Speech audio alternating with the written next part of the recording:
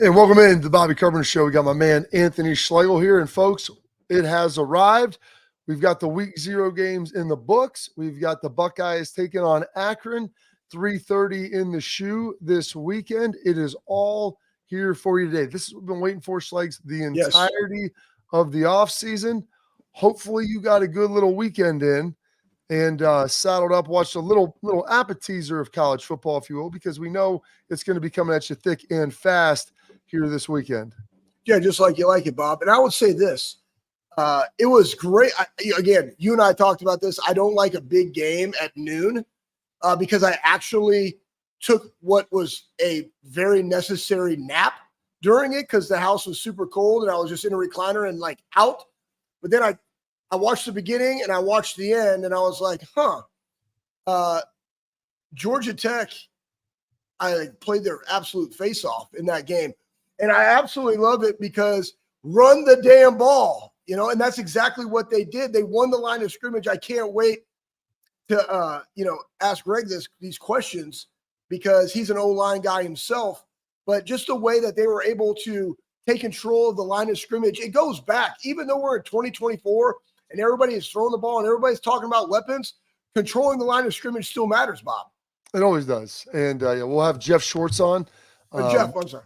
Yeah. Played in the NFL for a number of years. His brother Mitchell played with Kansas City, played for the Browns. Both West Coast guys. Jeff now resides in Charlotte, but locked in on college football. Always doing a ton of stuff. So we'll have him here in our second and third segments diving in with us. Very excited to kind of hear what he has to say. Like you said, Schlegs, former offensive lineman. So we'll be able to get into that. Now, probably a little more pressing and more urgent here than that.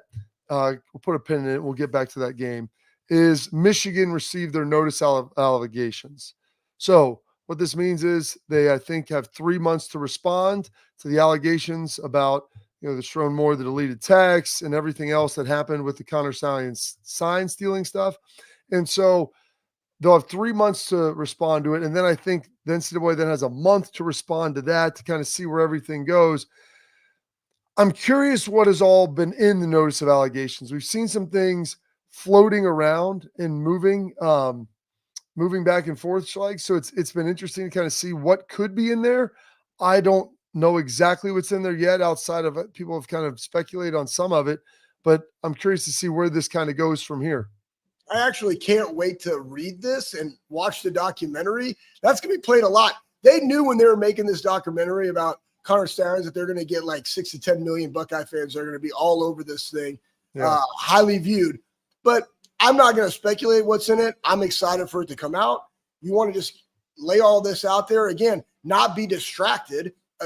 Michigan guys, I mean, you want to talk about tall tasks, and I'm not even talking about the coaches. I'm just talking about player.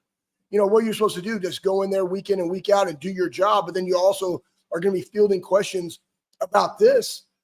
Potentially, like, you just got there and you're playing, like, it's out of your control. So how do those guys stay focused? Because, again, as a coach and as a parent, like, those are the things I'm thinking about. I'm thinking about the players that are currently there, not necessarily the coaches and all the other things that transpired. It's going to be very difficult for them this season. It will. They're going to have a lot of stuff going on. And that's why I talked to Bill Bender on my radio show here today. And he has actually watched the Connor Stallions, the Michigan documentary. He goes, I don't want to speak too much to it because it was, private showing. And, but he goes, it was much more impartial. He goes, a lot of times those are always told from the side of the storyteller. Mm-hmm. And they're going to obviously give you their biased opinion. And there really isn't much of a pushback on the other side of it, where this, he said, he goes, it gives you both sides. He goes, there's a lot in here. I thought it would be much more of a pro-Michigan propaganda piece. It was not. So pretty excited to kind of see that. I'm not sure exactly when that's going to be out. I'll have to go check on that. But yeah, there's a lot of stuff that's going to be swirling. And Bill also said, he goes, if the punishments aren't too severe, I could see Michigan just potentially accepting them because of doing that, Schlegs. That will help them then move on. Like, if not, this is going to dominate 2 full seasons already. Do you really want it to start bleeding to a third? Do you want to get caught up in court stuff? There's all kinds of different things. And this is also Sharon Moore. Remember, he was part of Jim Harbaugh in the recruiting deal that we talked about earlier. in the punishment that was handed down. Now, this would be his second potential level 2 violation, so I'm not sure what the suspension or how all of that potentially looks right now either, because that's a whole nother element that they've got to tie in. Yeah, and it really, you have that element, and then also you have the number one thing that everybody likes to talk about, which is crazy, but it's necessary, is recruiting. So to your point, Bob, the faster that you can get the punishments out of the way and accept them and not necessarily fight them allows you to move forward in the recruiting process. That way, nobody speculates, why do you want to go there? Like, they don't even know what the punishment's going to be. It could be 2 years before you even able to play for a national championship or go to a bowl game or go to the CFP. Like, you don't want that stuff hanging on there. Better to know it and then have your value prop to combat that to help get guys in recruiting. Yeah. So that's, like you said, the recruiting, just the donors, the NIL, all of those things are going to be hovering kind of omnipresent around all of this right now. So that's one thing that they're going to have to figure out how that looks, what they want to do, what the potential punishment could be, what all is in that notice of allegations. Yeah. Because we still, like, as far as to my knowledge, it has not been made public. I was looking around for it this weekend. I know there's people have speculated things in there all the way, Schleichs, from even potentially accusing them of like hacking into the practice footage. So if that's in there, there's other stuff. I don't know how severe those consequences could be, but eventually, like at some point, you want to put a bow on it and move on. They're not going to take away the national championship. Really, what they'll probably end up doing, Schleichs, is just throw a scarlet letter on them and say, hey, I know this stinks, but this is the way that it is right now. It's tough luck. We'll suspend the coach. We'll do a little bit of that, do a little bit of this, and try to figure it out from there. But outside of that, I don't see anything of significance happening. Yeah, me neither. Now, you had talked earlier and opened this up. You know, we did have a couple of college football games, not a ton of consequence, but we had that Florida State Georgia Tech game that was over in Ireland. Our guy AJ was over there with Pat McAfee doing the show. Was hammering down Guinness, having an awesome time. Had little newsboy hats on. You know, they felt really good about how that was looking. So you had that, and then also we had SMU, who I thought was going to blow out Nevada, huge favorites. That was a much closer game and had to have a big comeback in the fourth quarter by SMU to get the win. But I want to focus on that Florida State Georgia Tech game. We'll talk to Geoff Schwartz about that coming up here next. But, I mean, like you said, it was all about running the football. And Pete Thamel said during game day earlier that day that he thought Georgia Tech might have the best, or Florida State might have the best defensive line in college football. Right. After watching that game, there was one team that I thought dominated the trenches on both sides, the box play, if you will. Yep. And that was Georgia Tech. The Ramblin' Wreck got it done. And so they even had a dude that looks like you. I don't even know if we can find that picture of my man, number 44. I don't know his name. I don't really Kyle Eford, because I looked him up. Kyle Eford, number 44, 10 tackles in the game. And here's what I did notice in the game. Big neck roll. You noticed his neck roll. Huge neck roll. No tats. I mean, I thought that I had the barbed wire tat and I had like a Celtic tat with the super schlegs, underneath, right? But first off, they ran for 190 yards on Florida State. Second, Florida State did not get over 100 yards rushing. So in a game, and their kicker really bailed them out, kicked a 52-yarder and a 59-yarder to go into half 14-14. Really kind of bailed them out of there because they were not able to vertically push the ball. And so when they can't do that, what are you going to do, man? We're going to stop the run because this is all they got. So it allows your linebackers and your D linemen to tee off, say, hey, man, they got one thing going for them right now. It's going to be have to run the football, and you can do it. And I love it when Kyle was able to come up there. Like, there was one run, big gap, boom, he filled it and stuffed them, knocked them back. I was like, I like that dude. And that's exactly why he wears the neck roll, because he stuck his face in a dude's sternum. We really don't teach that anymore. It's always, hey, backside hip, gator roll. No, he was thumping. I really enjoyed watching him play. I really enjoyed the team that is Georgia Tech play, because when I watch games, I'm looking at players and I'm looking at the team, the culture, and it was fun to watch that game. It was. And DJ didn't have a terrible day, 19 to 27, about 200 yards, no interceptions, no touchdowns, very nondescript. I think they were hoping that he would be a bigger impact than that. Now, he did pick up some first downs on some short yardage stuff, but really wasn't an impact in the running game either. So I'm looking at this like DJ was like, okay, you came in there. They brought in, I don't know, I want to say 20 some, 30 some transfers, but Haynes King, I thought definitely outplayed him. Now, maybe he's not the passing threat, but he did complete some big balls, 11 of 16, 146 yards, no touchdowns, no interceptions, but he let his legs do the talking. He ran, he was able to run 15 times for 54 yards, move the chains, had some big scrambles, and they just really bullied him up front. And that to me, Schlegels, was probably the most impressive thing. So Florida State, like if you're Mike Norvell, you're not out of this. No. By any stretch. But you have to have some serious soul searching about what type of team that you have and how you're going to be able to play and move forward. Because if they go play like that, I'm not sure who they're going to beat. I really am not. Like, as far as good teams, because I think Georgia Tech might be better than we thought, but I still don't believe that we're looking at this Ramblin' Wreck squad thinking that this is a team that could go challenge or compete for a national championship or anything like that. That's not in their selection set. If they win eight or 9 games, it's a huge win for them. So we got Geoff Schwartz coming up next. We're going to get to a chance to dive in with him. He'll break this whole thing down for us, talk about that and some upcoming games this week, some betting lines, and everything will be out there for us, Schlegs. Stay tuned here, locked in on the Bobby Carpenter Show.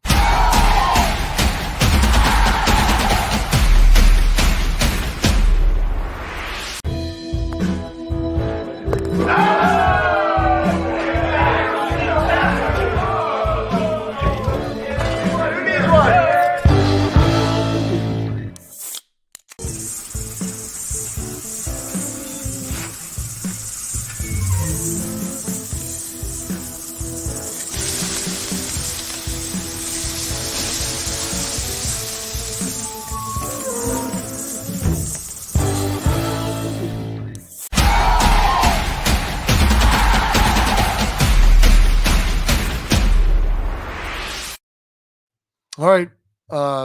Back here on the Bobby Carpenter Show. Now we're pleased to be welcomed by my guy, Geoff Schwartz. Geoff Schlegs, we had ourselves a little week 0 action in college football. Hope you sat there, locked in, and watched it. Was it as good as you expected? And what the heck is going on with the Seminoles? Well, it's football. I mean, it's not the best of football, but it's nonetheless football, right? I mean, the SMU game was pretty ugly for a while. You know, New Mexico, Montana State, good comeback there by the Bobcats. Montana State Bobcats came back there late. But obviously, the big one was the Florida State game. It looked to me like a couple of things, right? One is that Florida State lost a lot of talent to the NFL. I think that we are forgetting that matters early in a season. They lost their quarterback, their running backs, their wide receiver, some offensive linemen, some 2 pass rushers. As we know, like they lost a lot on defense. To me, a lot all over the team. So that to replace those guys via recruiting, via high school, via portal, all those things, right? And then Georgia Tech had a bunch of returning players, especially in the offensive line and quarterback and skill position players. And that showed up in this game, right? You had a team that was sort of looking offensively in Florida State to figure things out with a quarterback that I think is limited throwing the ball vertically down the field. I watched every snap at Oregon State last season. He can't push the ball down the field as well as Jordan Travis could. And then on the flip side, you had a Florida State defensive line and defense that had to replace a bunch of guys against a veteran offensive line. There were guys, it wasn't just physically they were dominating. They were out of gaps. They weren't in the right place. Like they were not prepared to face sort of this triple option, veer, whatever you want to call Georgia Tech was running. Florida State had one offensive possession in the final 21 minutes of this game. It was controlled by Georgia Tech. So I think all those things are the reason why Florida State lost. And I just look, DJU, he is what he is at this point of his career. And you don't have a vertical passing game with him. That limits what you can be offensively when you can't push the ball down the field. And we saw Florida State unable to generate a lot of explosive plays.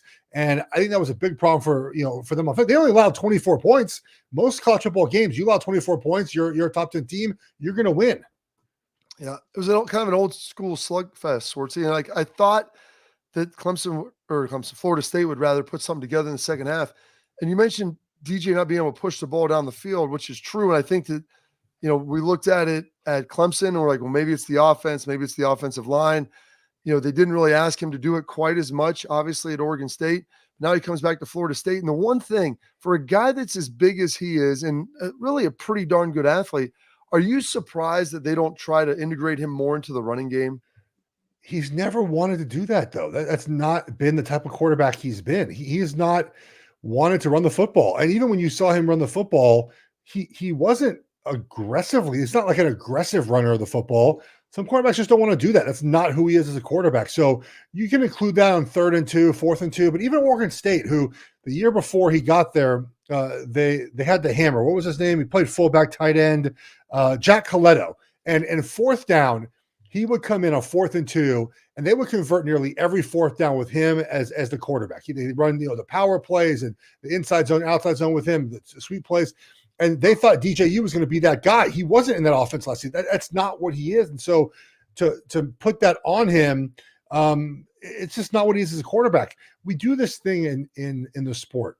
In the NFL, this happens way more often than college football. There's more years in the NFL where we look at a guy and think, okay, we have so much film on him, but he'll be different in my offense. He'll be different in what I do, And we have 3 years of film on DJ, really 3.5 years of film on DJ. He is what he is at this point. Yeah, so every now and then you get a Bo Nix, right? Who was not good at Auburn, comes to Oregon, it works out perfectly.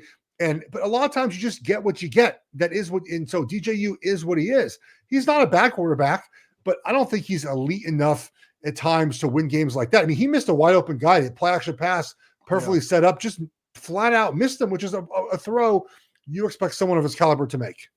Hey, Schwartz, first off, being the beefy lineman, which I like underneath, follow him on X at Geoff Schwartz, right? Perfect. Beefy lineman, parentheses. Yeah. How awesome was it to see Coach Key talk about just run the ball in today's day and age when it's, we're passing in the flashiness, 5 stars and quarterbacks and wide receivers. Ultimately, it always comes back to the line of scrimmage and the fundamentals of the game. Well, he's an offensive line coach, that was always gonna be the case, and that's why I thought they'd be able to compete in this game at least early on. I thought early on they'd play well, and Florida State's depth would take over time. Look, they kind of had him in a blender, man. Florida State did not know where the ball was going. They didn't have those reads, and look, you guys can maybe speak more to this, but it's hard to face an offense like Georgia Tech without having practiced against an offense like that. It's why playing the service academies are so hard because you just don't see that very often, right? But eventually in those games, the talent takes over, right? Eventually you figure it out, and the talent of Florida State is supposed to take over against Georgia Tech, but they couldn't get off the field, man. They just couldn't do it. And it was just 4 yards, 5 yards, 3 yards, 7 yards, just sort of kind of just bled them to death at the end there. And it's a really great win for Georgia Tech. They're now 5-0 under Brent Key against ranked opponents. But they lose to the MAC team they play. So they have to figure that part out. Yeah, it's pretty interesting. We're talking to Geoff Schwartz here. You can see him on Fox, on Sirius XM, NFL, all the stuff around there during football season. Does a great job breaking it down for you. I don't know if you got a chance to check out the SMU Nevada game. I was incredibly high, Geoff, on SMU coming in this year. And after Florida State lost, I said, hey, maybe this is a team that could slide into the ACC championship. They've got a very manageable schedule. They play Florida State now at home. And after watching Florida State, I don't think that they're world beaters. I was surprised that they looked as human as they did, and then needed that big comeback in the fourth quarter to be able to get it, to be able to get a win. Yeah, I didn't like their game plan, honestly. Just run the ball right in Nevada. They were just trying to trick them too much and run sideways and just run at them. You have a good offensive line. Just go right at Nevada. And they just didn't. The first play of the game, deep play action pass intercepted, and just sort of never got on a rhythm until it mattered the most at the very end. I think sometimes, look, Bobby, I felt this way for a while now when you play with some offensive coaches.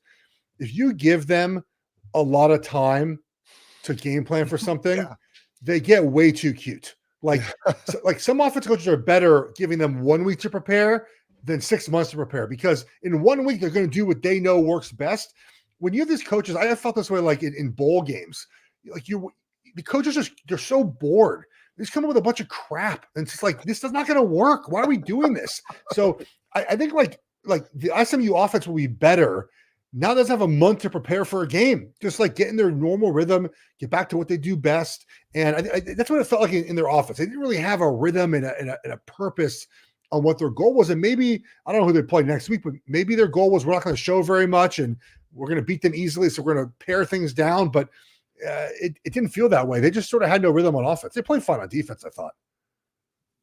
Hey, Schwartz, I want to say this. You're offensive lineman. And, one about the SMU game. Now, RJ Maryland, that's a really good tight end. But I want to ask you this question because it's something that I feel very adamantly about is you have to know your personnel, just like you're talking about the offense. Yeah. You have to know your personnel and allow them to play fast because too many times we hear people, man, they're not physical at the point of attack. You're an O-lineman, played at Oregon, played in the league for 8 years. What's your favorite, gap or zone? Oh, I like gap. Explain why, because people don't understand what that is. I made a mistake. I meant to say zone. I'll tell you why. Mostly because I'm terrible at pulling. Like front side of a gap run, I'm fine. Deuce block, but the pulling, I'm too big. I'm too tall. Well, yeah, it's not great. Zone, man, you just get on a track and go. You just run. So I was better at that. Now double teams I was fine with. Down blocks was fine. But the pulling part of it, I was terrible at pulling. Just because I was just too high. I just pop up as I pulled and pull around, and then you have to sort of like guess. Are you going inside the block or outside the block? Is the linebacker spilling you? It's too much guesswork for me. Zone blocking I felt was just easier. Plus, there's more options in zone runs for running backs. And I felt in power plays. There are times when you have to run a downhill gap play. Gap play, by the way, any sort of pull power play, right? Will you pull one guard from the backside to the front side?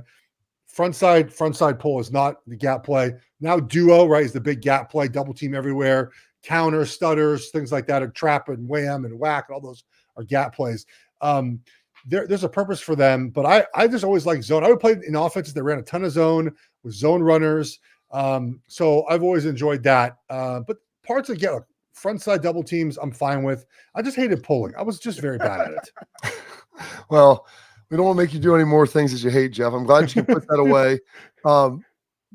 Was your brother Mitchell? I mean, is he a better puller than you? Is that something? No. No. I think he was even worse. So he was a pass blocking extraordinaire. That was his thing. The year they won the Super Bowl in 2019, PFF had him down for something like 140 pass protection snaps in the postseason. He gave up one pressure. So his deal was his deal. He's a great pass protector.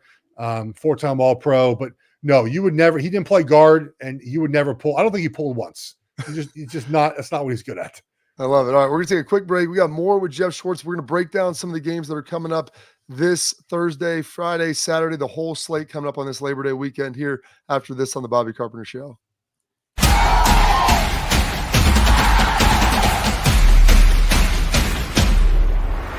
Well, how do they know I'm doing this? Did somebody leak this out? It's social media. Oh. That's the way social media works now. I thought maybe you were just running that yap.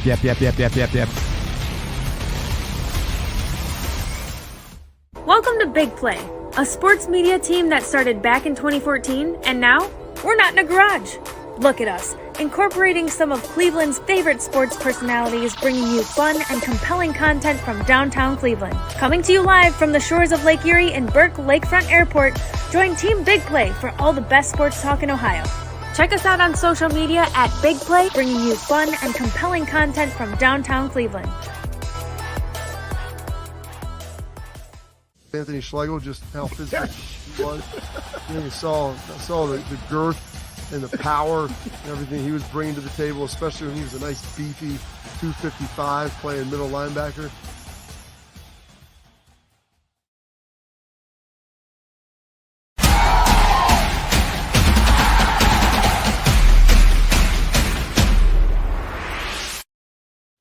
All right, welcome back into the Bobby Carpenter Show. We're here with my guy, Mr. Geoff Schwartz, talking and breaking down everything college football. Talked a little bit about what went on last week. We got some stuff coming up this week. Appreciate it if you're watching on Bally's. Fantastic. Watching on YouTube, please subscribe, leave your comments so we can get your questions answered. Geoff, pretty exciting upcoming week. I know we have like 21 games on Thursday night, which used to be reserved for like some good games. Now it's just everybody throwing it in there. But a nice slate of games on Saturday, and really another huge one for the ACC as Clemson's taking on Georgia on Saturday. I believe that's in Atlanta at the Mercedes-Benz Dome. If Clemson loses, and they're almost a 2-touchdown dog at this point, I mean, are we basically saying goodbye to the ACC being a 2-bid league? Well, I put out my playoff on social media, which, by the way, everyone agreed with. It was great to see that when I put out my 12-team playoff, there was not a disagreement anywhere. It just was hundreds of replies of like, Schwartz, you did a good job. I agree with what you said. It's funny enough, I didn't have Florida State in my playoff, and they haven't sent any tweets lately at me. I had one ACC team. I had Miami is winning the ACC. So it would not surprise me if there were one big league. Look, the sport is moving towards two power conferences, right? The Big Ten and the SEC. I think they're going to lean into that when it comes to playoff time. And so if Clemson loses this game, which I think they're going to lose, they'll be the kind of one strike against Clemson, right? Can't beat Georgia. And so I think Clemson, look, Clemson is refusing to participate in roster building in a way that is done in 2024. You can still win games building up your team via high school recruiting. It's just a little bit harder.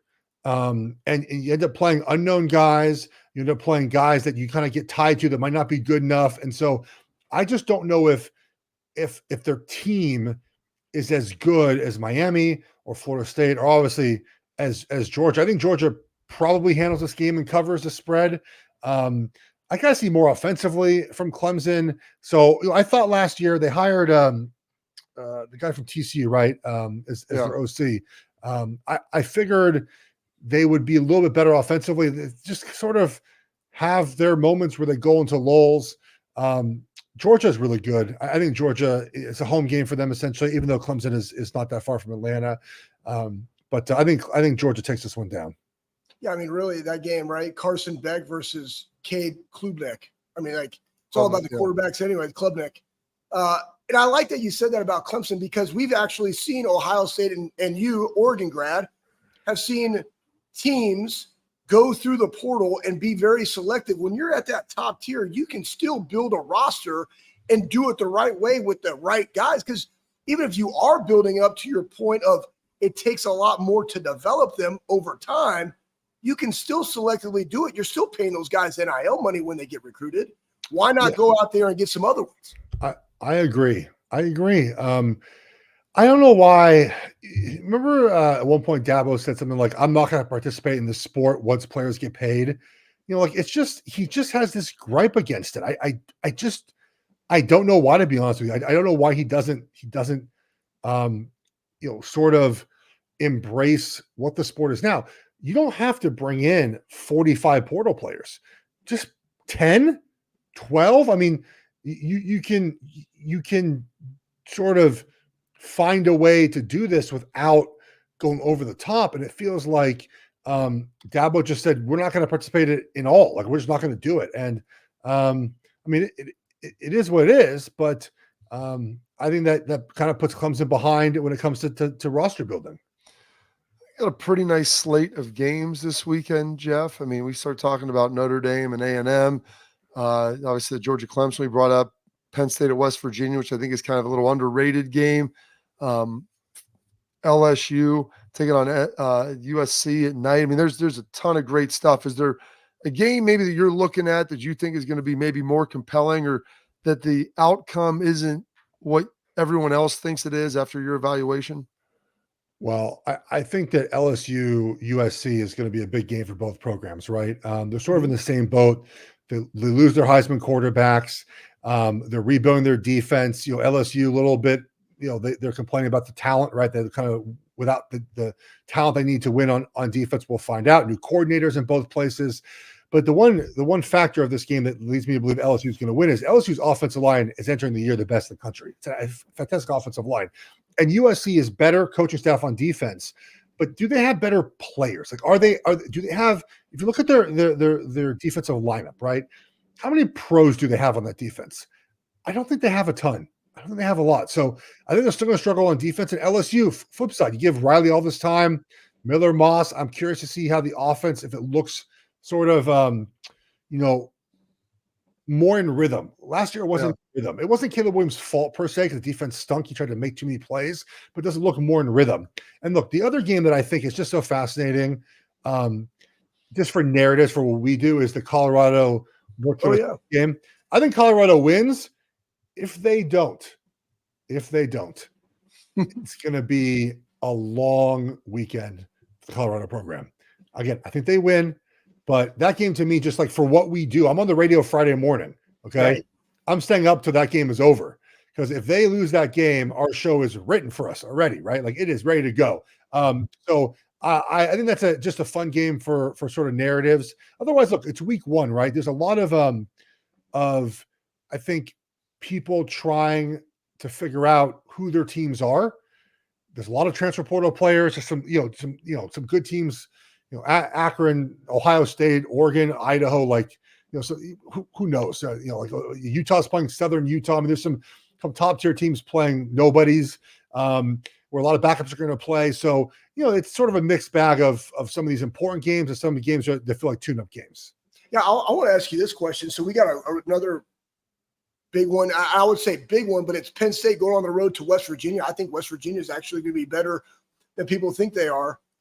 That's another one. My question really is, in all your experience, in all the games, did you know that your team was ready to go week one from year to year? Because now college football is more NFL-esque, because rosters are always changing. You go from 90 to 75 down to the cuts. Now they got 70 total with the practice squad guys. You knew you had teams that were ready to go week one versus teams that weren't ready to go week one. What were some of those things that you looked for in those teams that hey, we're ready to go week one versus I don't really know where we are right now? Well, I think it comes down to just sort of confidence, right? And how well camp went. I mean, I knew in 2007, we had Chip Kelly our first year. We were ready to go, man. I mean, we were rolling out of camp. And there were times in the NFL where I won't name who the quarterbacks were, but you end camp, you're like, this is going to be a bad season. Right? You just his players, his players. And so look, but of course you can convince yourself things are going to be good. You have to convince yourself things are going to be good. Otherwise you're going to not enjoy playing. It's hard to play anyways. And you have to believe you're going to be good to go out there and give your full effort.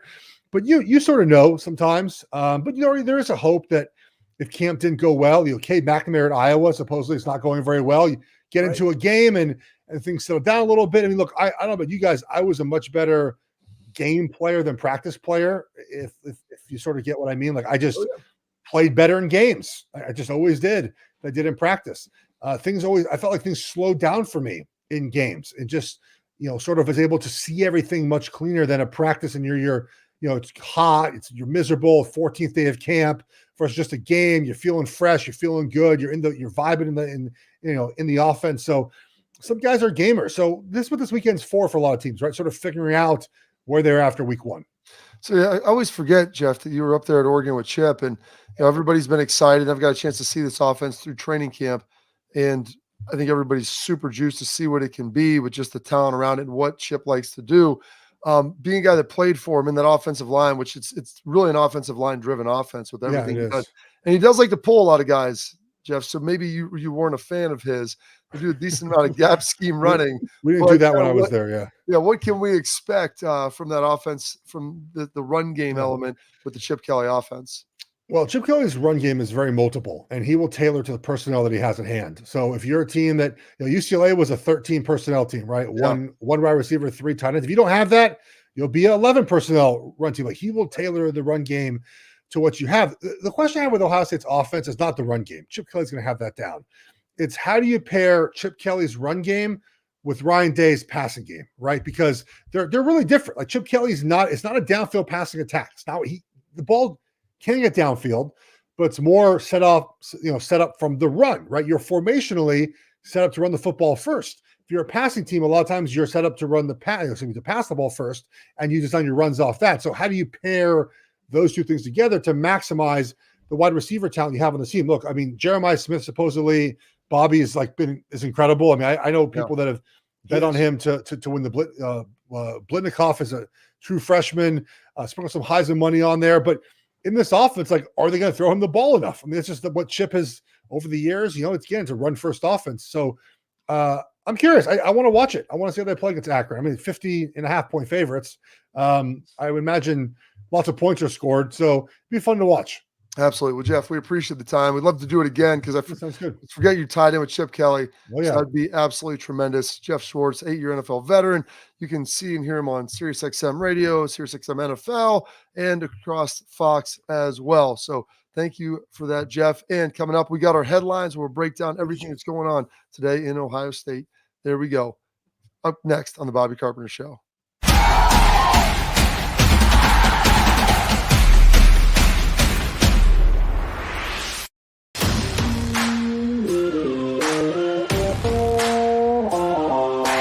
Hey, what's up, everybody? This is Bobby Carpenter. I want to give a huge thank you and a shout out to Affinity Whole Health, the leaders in the testosterone replacement industry. I've been on a testosterone replacement program for a few years right now, and I've got to tell you, it's been an absolute game changer. Affinity Whole Health has allowed me to be the best version of myself, both mentally and physically. I loved how easy it was to get started. I booked my free consultation, met with my prescriber, checked my numbers, and Affinity Whole Health designed a program that was customized to fit my needs. So I'm telling you guys, if you have low energy, you want to get rid of that spare tire around the waist or take it to the next level in the bedroom, Affinity Whole Health is the place to get started. So don't wait any longer. 5 minutes of your time, book your free consultation. You're going to love the way you feel.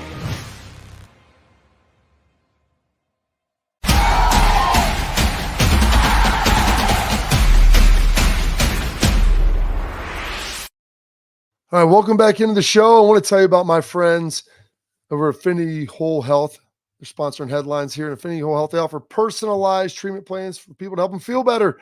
Whether you're struggling with weight loss, low energy, sleep loss, muscle loss, all these different things, they can help you with all of it. Affinity Whole Health provides expert guidance to help you support and safely reach your health goals. They've got all of Ohio covered. They've got places in Columbus, Cleveland, also in Indy and Chicago. They're everywhere. Don't wait any longer. I've been a patient there for 7 years. So go check them out by going to affinitywholehealth.com. That's affinitywholehealth.com. Now, Shays, we're going to get into our headlines. And one of the things that came out last week, we didn't get a chance to get to it. ESPN put out their 2025 mock draft for Buckeyes.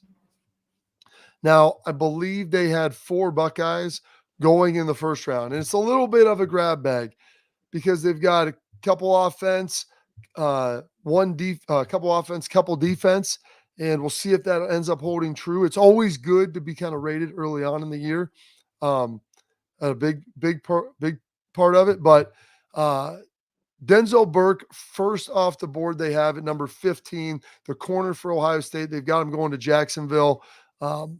But Denzel Burke, I think everybody looked at him, Schlegs, when he got here. Huge freshman year, destined to be a first rounder. A little bit of a slump as a sophomore, injured, stepped up big last year, close to being a first rounder, maybe could have got in. And now I think this year, if he plays well, he's going to be one of the top 2 or 3 corners off the board. Yeah, and he's back. And I even put this in there. So I'm walking, again, this is why guys come back. We've talked about this, Bob, on this show. NIL is a part of the pie. I believe that the majority of that pie, they came back for their teammates, their coaches, to beat that team up north and win a national championship. The other thing that this does is it allows you to get 1 more year development to improve your draft stock while also being able to make income. That's good. And the guys that you mentioned on there, so you got Denzel, JT, Emeka, Donnie, right? I think there's other guys that can actually play their way into that first round because our senior year, we had 5. We were talking about, was it last year? Somebody got Michigan. Somebody had 6, right? There's a couple teams that had 6. Yeah. I think we could potentially have that when guys have big years simply for the fact that like their genetics and like how that could potentially translate to the next level. I love Denzel Burke though, by the way. Absolutely. So then they have 17.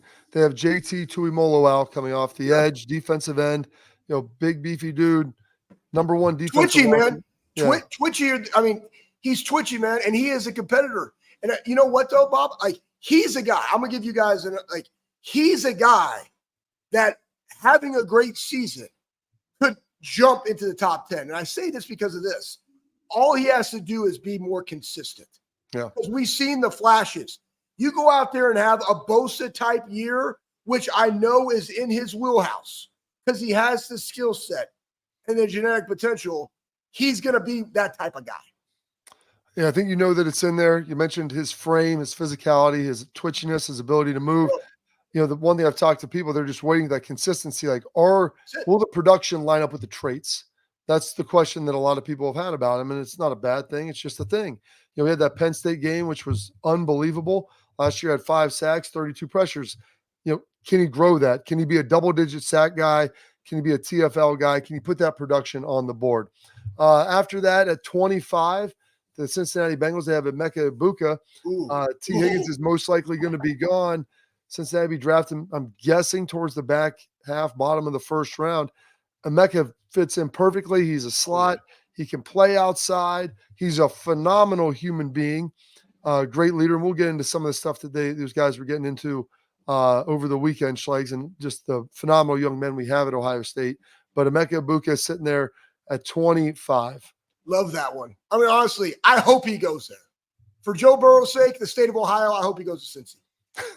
For Joe Burrow's sake, I do too. It'd be fantastic. And then lastly, the last guy they have, an offensive lineman, Donovan Jackson, the left guard for Ohio State. All right. I had to try to figure out which side he was on. The left guard there, absolutely. Make the 2 L's. Okay, side. But big physical guy, highly recruited guy, hard worker, great personality, great temperament, like the leader of that offensive line room. Kind of checks all those boxes that you're looking for. And, you know, he's big. He's got a big frame, 6'4", 320. I think could be a little bigger, but moves really well. That leadership element, I think people want to see him maul a little bit this year. And that's where, you know, we started talking earlier in the first segment. You wanted to pound the football. Can they do that? Will they be able to do that? If they can, a big piece of it is going to be Donovan Jackson. 100%. And coming off of last year, it kind of goes back to JT, like more consistency. And Donnie really reminds me, just his makeup, Bob, of Nick Mangold.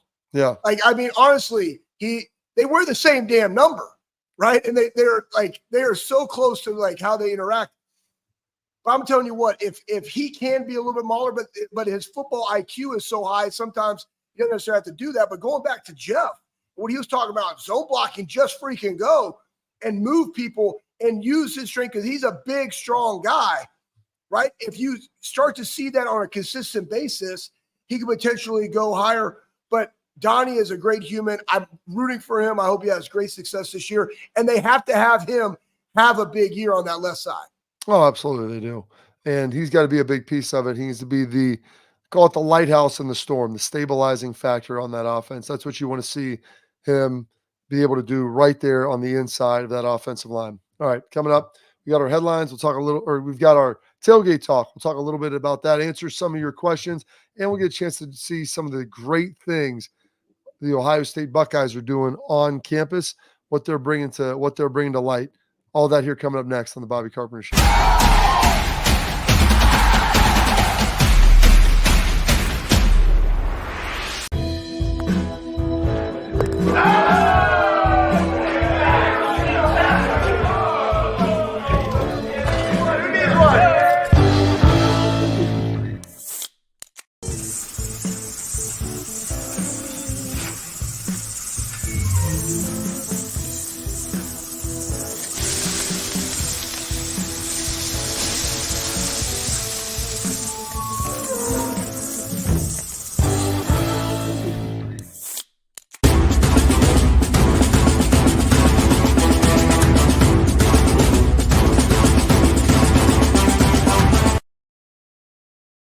All right, Schlegs, we got our little headlines coming up now. And this is one question that I feel like we always get a lot of, talking about freshmen that are going to make a big impact this year. And I think everybody knows, Jeremiah Smith, JJ Smith, the world has heard about him.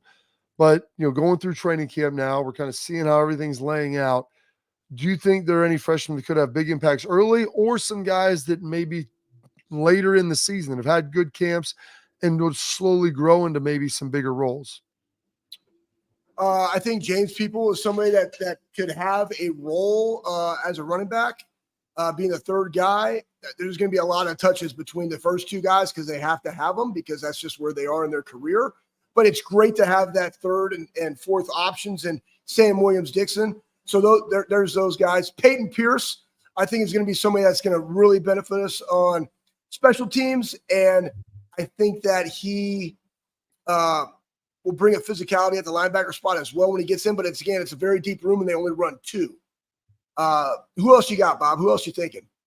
Yeah, look at that. I like Peyton Pierce, what you're saying, because I think that that's something that definitely there's some attrition going on there. And linebackers are a group that are going to take a pounding. Like they're going to get physically beaten up. So you want to make certain that that group is healthy, that that group is fresh. And I know James loves to play a lot of guys. So that's going to be critical. I look at this. I like him. I think Peoples is going to play. I think Sam Williams thinks like those guys, you're going to get some running backs because you only have 2 of them out there right now. So that's another big piece of it. And I think you could probably see some guys sprinkled in the secondary. Not exactly sure who it is. And then I think Julian Sayans is going to get some run this year. Like, not that he's going to be the starter, but I think they're going to get Julian, what you're saying, out there, Schlegs, to see what he can do and let it fly a little bit. Another one too, he had his black stripe taken off. I really like him, special teams guy, Jalen McClain.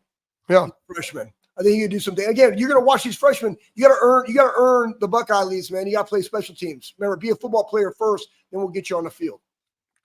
Well, it comes down to the rotations a little bit too. And it's one of the things that Larry Johnson talked about, where he said he's going to have basically 5 first-team defensive tackles and maybe a 6-man rotation.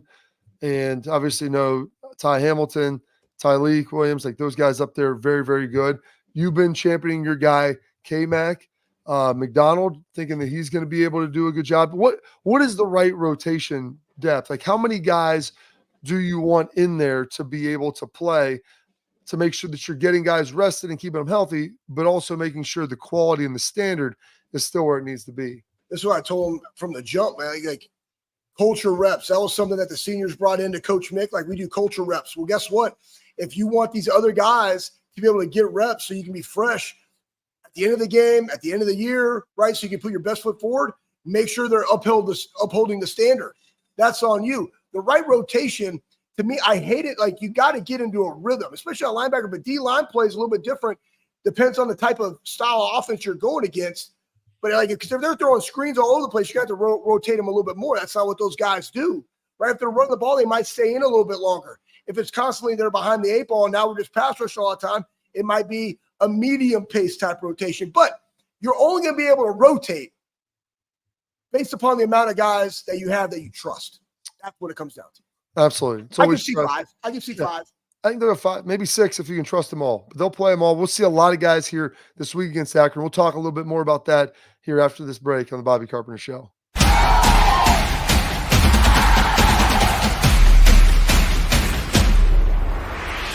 We were called soft last year. You don't want to be soft, especially when you come to the playoffs. So that's going to be a process throughout this season of establishing us as a harder team here in the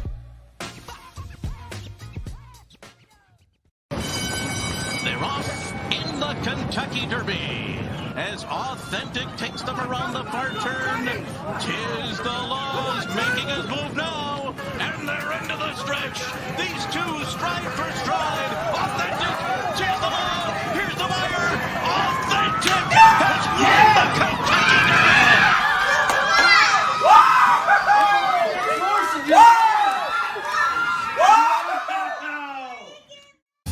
I don't buy into this nonsense, this conspiracy nonsense that he's got his money and he's dogging it.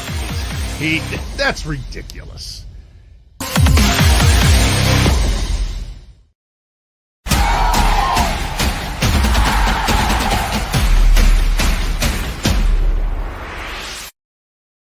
All right, Schlegs, as we wrap up the show, we got about a minute left. Just got the season opener coming up. What was maybe one of your most memorable season openers of your football career? Oh, crap. I mean, I would say probably 2004, running out in the shoe the first time with you guys. That was memorable. My first game ever, man. Freshman year, Air Force Academy, number 3, Oklahoma comes to Colorado, and we get our ass absolutely handed to us, 41 or 44-3. Terrible, but I played. You played. I mean, how many tackles did you make? Didn't sound I like don't there was. even know. I don't know. I mean, I was on special teams. You know, I mean, I was straight out of basic training. Literally, I had like a week till I could eat. I think I weighed like 209 pounds at the time. Well, we like you better, big and beefy, Schlegs, but you'll be back in big and beefy tomorrow. So stay locked in here on the Bobby Carpenter Show. Thanks for tuning in.